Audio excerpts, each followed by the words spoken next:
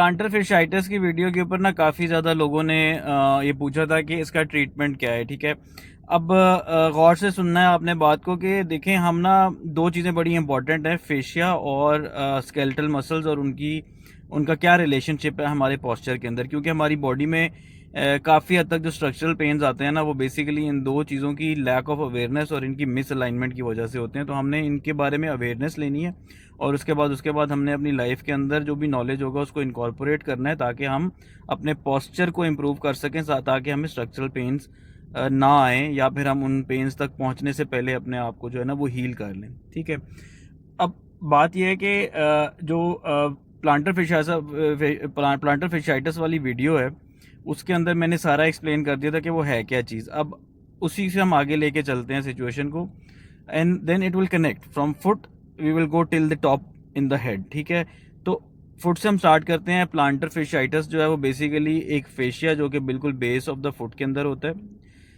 उसकी ऊपर over exertion या ओवरलोड होने की वजह से। क्योंकि जो हमारे मसल्स होते हैं हमारी शिन के अंदर और हमारे जो फुट के इंट्रिंसिक मसल्स होते हैं, जो अपने पाँव के अंदर छोटे छोटे मसल्स होते हैं, वो बेसिकली अनट्रेन हुए हुए होते हैं और वो वीक हो जाते हैं।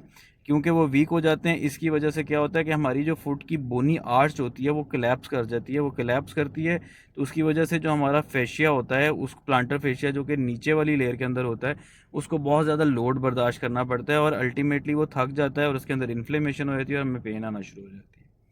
ठीक है, अब मैं कुछ पिक्चर्स अटैच करूंगा यहाँ पे। अभी आप गौर से देखें कि ये वाली जो पिक्चर है इसके अंदर ये टिबियालिस एंटीरियर और टिबियालिस पोस्टीरियर दो मसल्स होते हैं जो कि हमारी शिन में से, या टिबिया जो बोन होती है, लोअर लेग की बोन होती है, वहाँ से निकलते हैं and they come down and they get attached into the arch of the foot. ठीक है, वहाँ पे पीछे स्लिंग की फॉर्म के अंदर आते हैं या केबल्स की फॉर्म के अंदर आते हैं।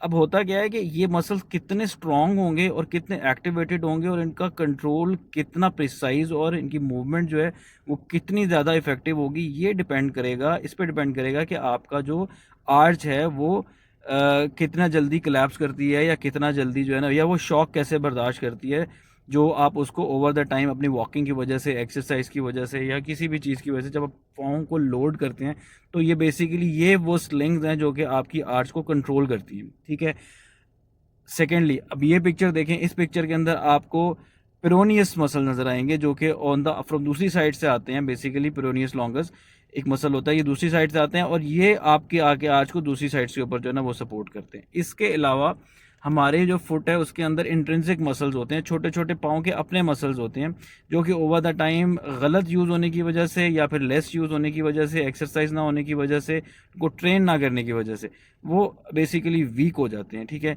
ये पिक्चर जो है, ये पिक्चर के अंदर आप वो सारे मसल्स जो है ना वो देख सकते हैं।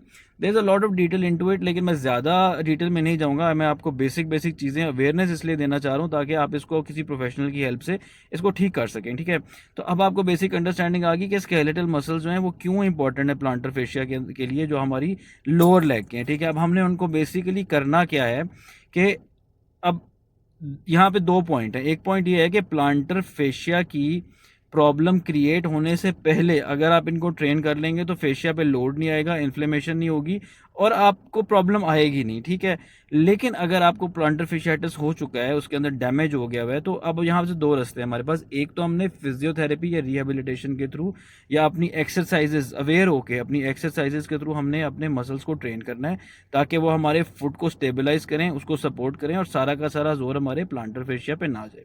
एक तो ये चीज़ होगी।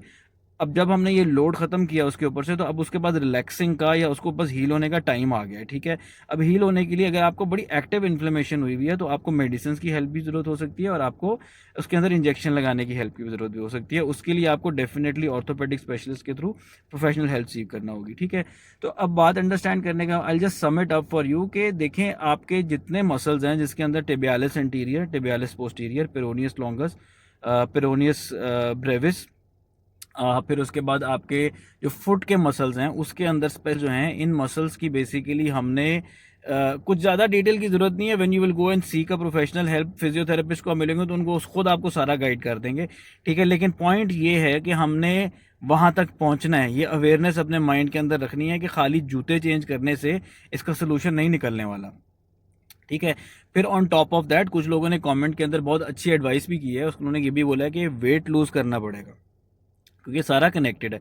आपका वेट ऑब्वियसली डिफाइन करता है कि आपके स्केलेटल मसल जो हैं उनके ऊपर कितना लोड जाएगा, फिर आपके स्केलेटल मसल की स्ट्रेंथ डिफाइन करती है कि आपके पाँव के ऊपर कितना लोड जाएगा और वो कितना स्टेबलाइज रह सकता है, आपकी आर्च कब कोलैप्स करेगी और उसके बाद आपके प्लांटर फेशिया के ऊपर लोड कब जाएगा। ठीक है, तो ये सब कुछ कनेक्टेड है।